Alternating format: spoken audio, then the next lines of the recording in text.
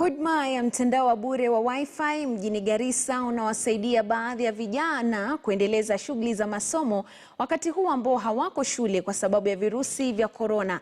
Mwanahabari wetu Hamza Yusuf amepatana na baadhi ya vijana ambao wengine wamechukua fursa hiyo na kuwa wajasiriamali kupitia huduma hiyo.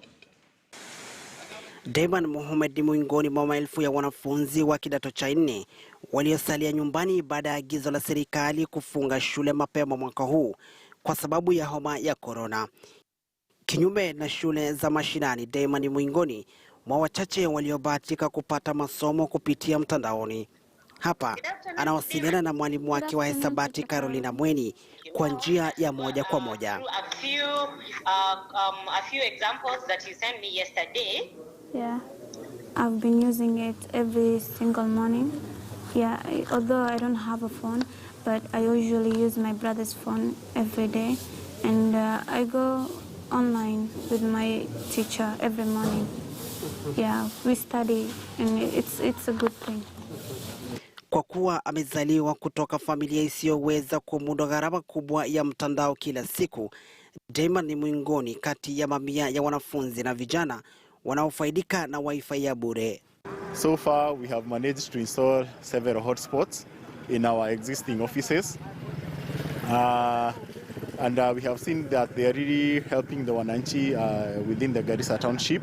We'll find them in the evening browsing and doing a lot of research. And as a department, we continue encouraging more students and more people within these hotspots to come out at large and use the internet that we have. Licha ya wanafunzi wengi kunufaika na mpango huu wa mtandao, imekuwa kitega uchumi kwa baadhi ya vijana hasa kutoka eneo la Bulaiftin. Hii Wi-Fi imenisaidia azin sasa nikiweka data kwa simu yangu.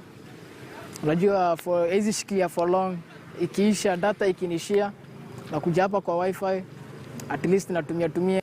So imenisaidia na niko na YouTube channel inaitwa Oluma Finest. Bundles inanisundua kwanza kwa upload. So kwa upload nakuja tu hapo Wi-Fi. Sasa hata na upload video moja nilishoot leo. So ni hivyo tu, imenisaidia sana. Mwanzo kabla watu wajue ilikuwa nafika mpaka kwa manyumba tunatumia vizuri. Lakini tangu wananchi wajue imesaidia sana wanafunzi wengi. Naona wanafunzi wengi wanakuja wana download mtihani zao online wanatumia kutoka shule. Inasaidia sana.